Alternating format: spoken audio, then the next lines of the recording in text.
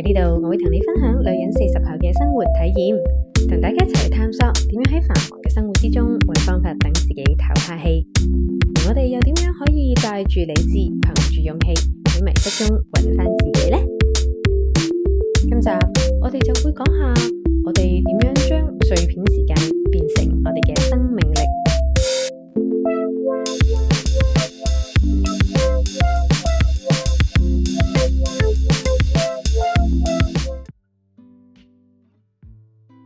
成日碌啲社交媒體，啲網紅都會同我哋講，只要堅持做21日運動，你就會養成習慣，愛上運動。呢個講法係啱，亦都唔啱㗎。即使一樣嘢已經成為習慣，人始終都會有惰性，所以我哋真正要培養嘅，其實係嗰份堅韌嘅毅力。我自己個人呢，就唔討厭運動嘅。特別係做完之後嗰種能量爆燈嘅爽呢，我就真係超中意噶。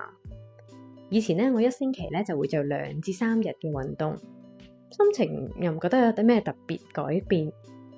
但我而家開始最近呢幾個月堅持從星期1至5日日都去做運動，發現身體同心靈呢真係有好大嘅轉變。除咗身體嘅線條越嚟越明顯啦。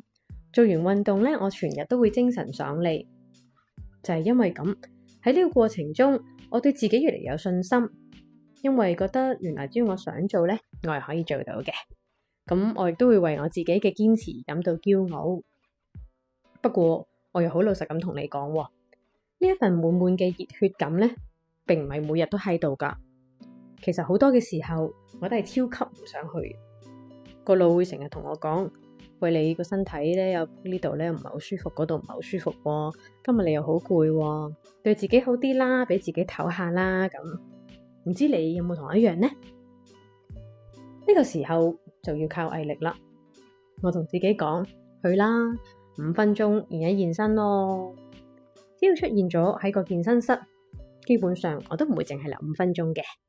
有時候越玩越熱血，玩成粒鐘。但有時咧，做咗10分鐘到，我覺得我個身體真係有種吃不消嘅感覺啊！咁我就會選擇返屋企，但起碼我又出現咗，我講到做到，兌現咗對自己嘅承諾。喺腦神經科學入面，呢一個舉動咧，正正就係重塑緊我哋大腦嘅神經回路，建立緊自我信任。呢一個就係神經可塑性。每次當你做到嘅時候，大腦就會將你嘅承諾當成為可靠嘅指令，咁下次你想偷懶嗰時咧，行動阻力就會自然變到好低啦。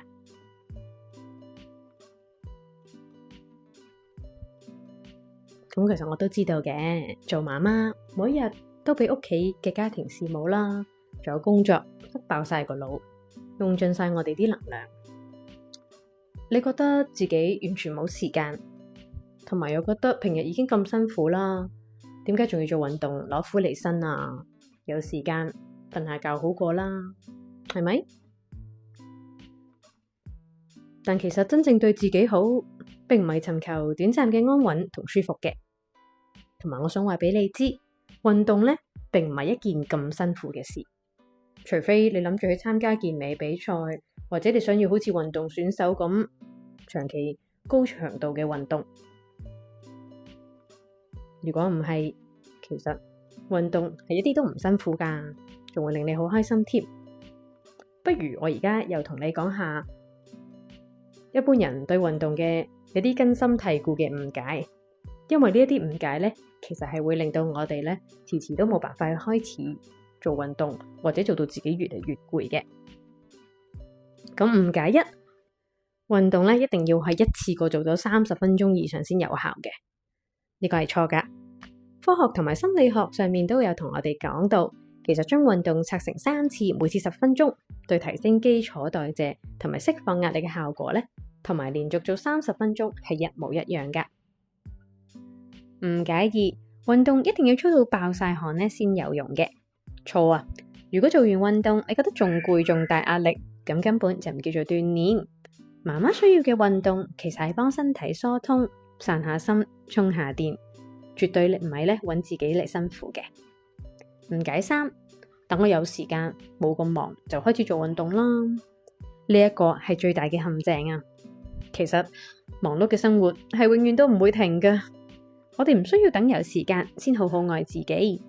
當你學識愛自己呢，你就會用盡你嘅方法，好好咁運用時間嚟管理自身嘅能量。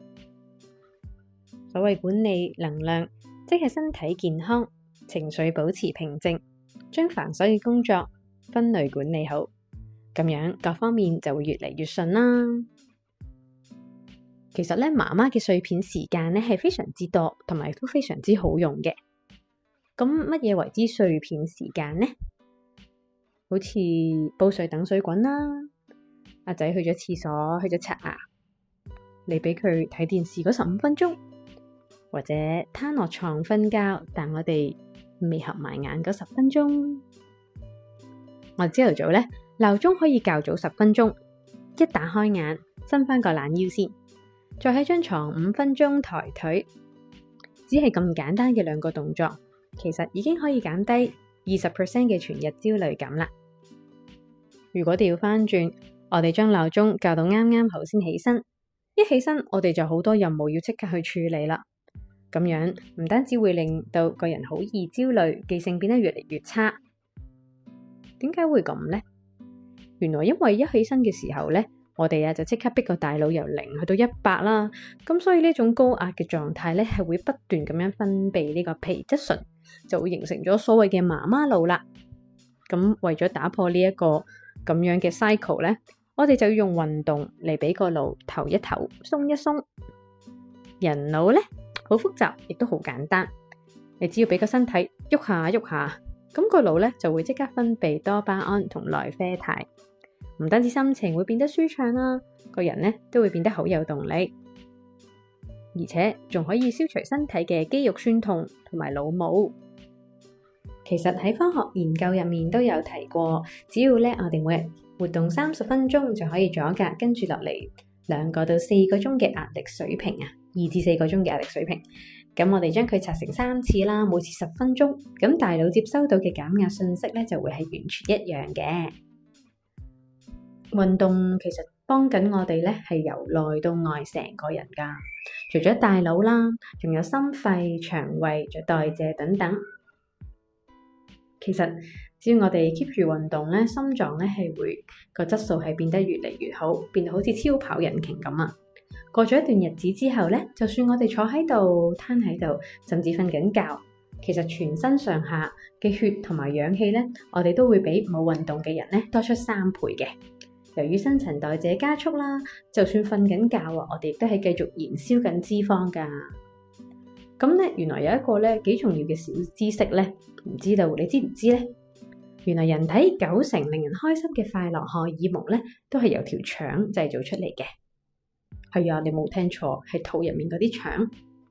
當我哋一喐，就好似幫我哋腸胃按摩咁樣，腸道一通，咁因為壓力引起嘅便秘啦，同埋壞心情咧，都會大大得到改善。仲有喎，如果我哋平時坐得耐咧，起身坐低嗰下咧，啲關節咪會投訴嘅。咁運動咧就可以令到呢啲關節咧自動分泌潤滑油，咁骨同骨之間咧就唔會再硬碰硬。咁我哋就自然可以好穩陣咁樣撐翻起成個身軀啦。喺呢度咧，我都想同媽媽你哋講翻一啲心底話嘅。咁如果你仲未開始運動啦，覺得自己完全抽唔到時間，我希望你可以放低你嘅內疚感，花時間照顧自己，從來都唔係自私。如果你個杯係空嘅，你又點樣去斟水俾你屋企人呢？我哋利用碎片時間做運動呢10分鐘，並唔係剝削緊你陪屋企人嘅時間，而係幫你儲翻啲能量，咁你可以之後用翻100% 嘅專注同愛護去陪伴佢哋。咁如果你已經係有運動習慣嘅媽媽，我想同你講，你真係做得好好啊！當你每一次堅持做5分鐘，其實你同一時間都係幫你個仔上緊一堂生命教育課嘅。你親自示範㗎乜嘢叫做自愛同埋主宰自己嘅人生。一個高能量、心胸廣闊嘅媽媽咧，絕對可以帶俾屋企人安穩同埋富足嘅感覺嘅。要實際將運動融入我哋嘅生活，我哋必須要有一個目標俾自己去做同埋去跟，但記得唔好俾自己太大壓力。記住，我哋已經用咗好多心力同努力照顧家庭，我哋要注意健康，即使係失業時間比較短，但只要我哋肯去試，俾自己機會去堅持，每日其實我哋都喺度進步緊，而唔係原地踏步。當我哋擔心自己未夠班嘅時候，記得知識係需要時間去累積嘅，或者我哋個心仲未放得低，成日會 blame 過去嘅自己冇好好咁努力學習，所以今日先會感到咁焦慮。但又唔需要諗翻轉頭喎，今日我哋開始學習去行動，開始累積知識，5年之後、10年之後，我哋就會夠班噶啦。唔好再懷疑自己，用自己嘅長處再精進，對自己有信心啲。你其實比你想象中識嘅嘢更多噶。記唔記得自己講過，想每日都會俾一個更好嘅媽媽，我哋嘅小朋友唔係得個講字噶。你話想同佢一齊學習進步，一齊重新去發現呢一個世界，記得啦。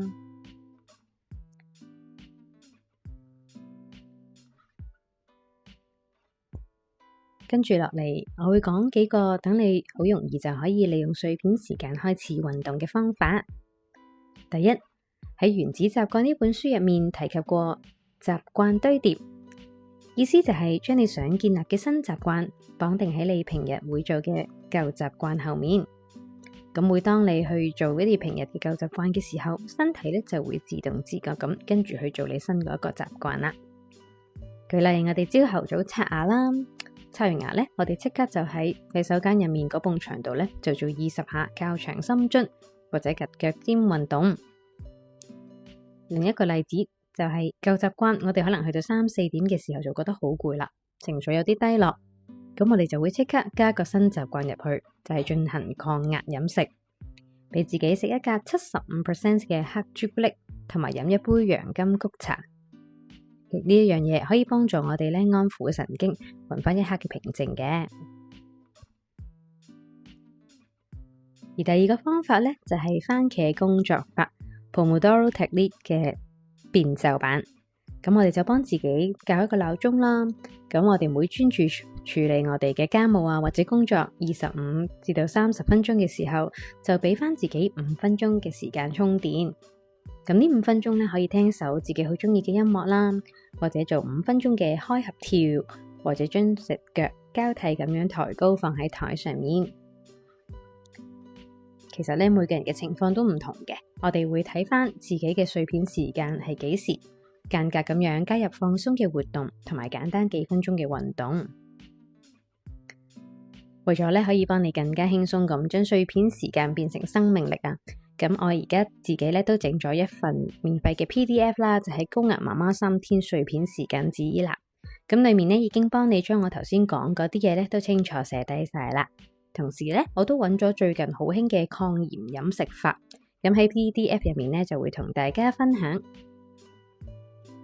有興趣嘅話就可以去翻我 IG 或者 Thread 嗰度 message 咗碎片時間，咁我就會盡快 send 俾你噶啦。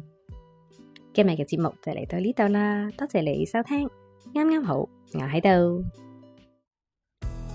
真係要講聲唔好意思啊！今日呢，我嘅背景音樂都比較嘈啊，有小朋友嘅笑聲啦，小朋友嘅吵鬧聲啦，不過冇辦法啦，呢啲就係媽媽嘅日常啊嘛。